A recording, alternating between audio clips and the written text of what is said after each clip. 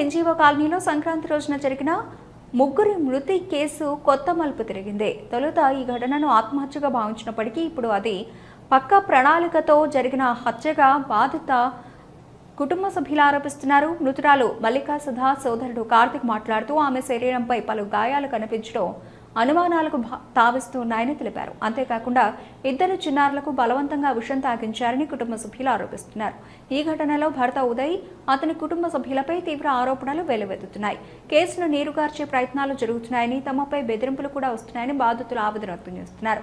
ఈ నేపథ్యంలో నిందితులపై భారతీయ దండన చట్టం సెక్షన్ 302 కింద కేసు నమోదు చేసి కఠిన చర్యలు తీసుకోవాలని బాధిత కుటుంబ సభ్యులు డిమాండ్ చేస్తున్నారు. ఇప్పటికే పోలీసులు కేసు నమోదు చేసి దర్యాప్తు కొనసాగిస్తున్నట్లు సమాచారం. అయితే ఈ ఘటనలో నిజాలు వెలుగులోకి రావాలంటే సమగ్ర విచారణ అవసరమని స్థానికులు అభిప్రాయపడుతున్నారు.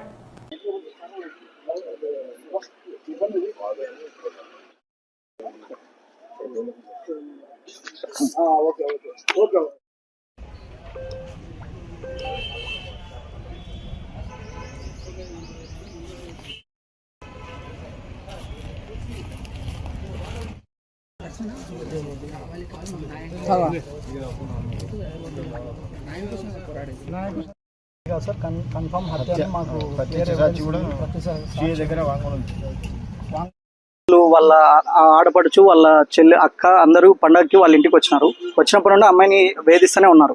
వేధిస్తుంటే మాకు అమ్మాయి ఫోన్ చేసి మొదట్లో చెప్పింది, ఇట్లా జరుగుతుందిరా, నన్ను కొంచెం ఇబ్బంది పెడుతున్నారు అనే పరిస్థితిలో నాకు చెప్పడం జరిగింది.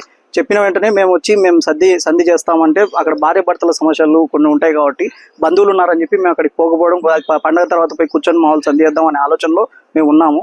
అక్కడ దాని తర్వాత 16వ తేదీ కొట్టినట్లు కూడా మాకు ఫోటో షేర్ చేసింది. చేసిన తర్వాత మేము వెంటనే ఫోన్ చేయడం జరిగింది. ఏం జరిగింది, ఎందుకు జరిగింది అంటే, నేను జస్ట్ కిందికి పోయి పూలు తీసుకోవడానికి పోతే నన్ను ఎట్లా అంటే అట్లా మాట్లాడి నన్ను బాగా పైకి వచ్చి నన్ను పెయింట్ డబ్బాలు తీసుకొని కొట్టినాడు అనే రకంగా మాకు చెప్పింది, ఫోటో షేర్ చేసింది. దాని తర్వాత నెక్స్ట్ రోజు పొద్దున్నే 17వ తేదీ నాకు ఫోన్ వచ్చింది. ఆ 17వ తేదీ మా బావ నుండి ఫోన్ వచ్చి, ఇట్లా మీ చెల్లెలు ఫోన్ ఎత్తట్లేదు, మీరు కాల్ చేయండి అనేసరికి మేము ఎందుకు ఫోన్ ఎత్తట్లేదు, నువ్వు ఎక్కడున్నావు అని అడిగినాం. ఫస్ట్ అడిగిన వెంటనే నేను ఇక్కడనే ఉన్నా అంటున్నాడు. కానీ అక్కడనే ఉండి మరి నువ్వేం చేస్తున్నావు, మేము ఎందుకు రావాల్సిన అవసరం ఉంది, నువ్వేం చేస్తున్నావు అసలు కానీ మేము క్వశ్చన్ చేస్తే మీరు రాండి అర్జెంట్గా అని చెప్పినాడు. అప్పుడే మాకు అనుమానం మొదలైంది. మేము వెంటనే పరిగెత్తేసరికి అక్కడికి పోయేసరికి అంతా డోర్ కొద్దిగా క్లోజ్లో ఉంది. కానీ వీళ్ళందరూ అక్కడనే ఉన్నారు, 10 మంది. కనీసం దగ్గర పోయి ఏదైనా చేయాలని కూడా ఆలోచన లేకుండా అనుమానాస్పదంగా అక్కడనే తిరుగుతున్నారు.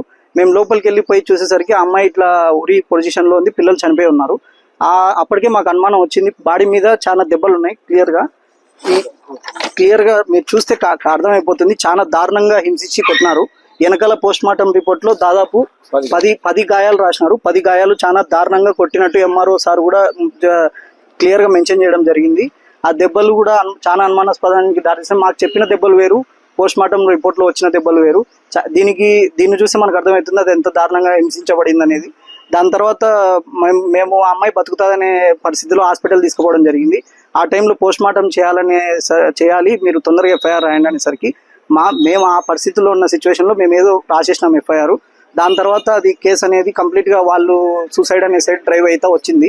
కానీ దాని తర్వాత మాకు తెలిసిన విషయం ఏంటంటే, ఆ రూమ్ ఏదైతే చనిపోయిన రూమ్ ఏదైతే ఉందో ఆ రూమ్లో పైన ఒక టన్నెల్ ఉంది. ఆ టన్నెల్ ద్వారా దాదాపు 10 మంది ఒకేసారి వెళ్ళొచ్చు. యువతల రూమ్ నుండి యువతల రూమ్కి వెళ్ళొచ్చు, యువతల రూమ్ నుండి యువతల సైడ్కి రావచ్చు. ఆ 10 మంది ఇట్లా పోవచ్చు అనే సిచ్యువేషన్ నుండి మాకు అనుమానం మొదలైంది. వంటి మీద గాయాలు, మాకు చెప్పిన గాయాలు, ఆ గాయాలు వేరు. First point. రెండో పాయింట్, ఆ టన్నెల్ ద్వారా ఇట్లా పోవచ్చు అనే రెండో పాయింట్. మాకు ఇంట్లోనే మనిషి భర్త ఉండి మాకు ఫోన్ చేసి పిలిపించి మీరు వచ్చి చూడండి అని చెప్పడం, అదే మొదటి అనుమానం. అసలు అట్లా చెప్పాలని, ఒక భర్త, పిల్లలు, 2 చిన్నపిల్లలు, ఒక భార్య చనిపోయింది అన్నప్పుడు ఎవరైనా సరే వెంటబడిపోయి ఏమైనా అయిందేమో అని ముందుకెళ్ళిపోయి చూస్తారు. కానీ వాడు మేము వచ్చేంత వరకు బయట వెయిట్ చేసి, మేము వచ్చిన తర్వాత మేమే పోయి ఏదో తీసుకోవాలన్నట్లు వెయిట్ చేసి, మేము బాడీస్ని కిందకి తీసుకొస్తుంటే ఇంట్లో నుండి అసలు పిల్లలు చూడడానికి దగ్గరకు కూడా రాలేదు. కంప్లీట్గా అసలు ఆ రోజు రాలేదు. చనిపోయినప్పుడు బూడ్చేటప్పుడు కూడా దగ్గరికి చూడడానికి రాలేదు. ఇక్కడనే ఫస్ట్ అనుమానం మాకు మొదలైంది, వాడు ఏదో చేసినాడు. కంప్లీట్ వాళ్ళ ఇంట్లో వాళ్ళకి కూడా ఎవరికే కానీ ఏడుపు కానీ ఏం లేదు. వంటి మీద 10 దెబ్బలు, ఈ టన్నెలు ఇవన్నీ చూసిన తర్వాత మాకు అనుమానం మొదలయ్యేసరికి మేము ఎంక్వైరీ చేయడం మా బంధువుల్లో స్టార్ట్ చేసినాము. ఆ చుట్టుపక్కల పోయి ఎంక్వైరీ చేసేసరికి ఆ చుట్టుపక్కల అరుపులు వినపడినాయి అనే ఫస్ట్ పాయింట్ మాకు తెలిసింది. చాలా దారుణంగా అరుపులు వినపడినాయి, కొట్టినారు. నైట్ అంతా అరుపులు వినపడుతూనే ఉన్నాయి. 17వ తేదీ 16 నైట్ 17 మధ్యలో వినపడినాయి మాకు అన్నట్టు చెప్పినారు. మా బంధువుల్లోకి వెళ్ళి చూసినప్పుడు మాకు ఒక ప్రత్యక్ష సాక్షి దొరికింది. ఇదే పెద్ద గేమ్ చేంజర్ మూమెంట్. ఆ ప్రత్యక్ష సాక్షి వచ్చి పోలీస్ స్టేషన్లో వాంగ్మూలం ఇచ్చేసింది. కంప్లీట్గా అమ్మాయిని ఇట్లా చాలా చిత్రహింసలు పెట్టినారు.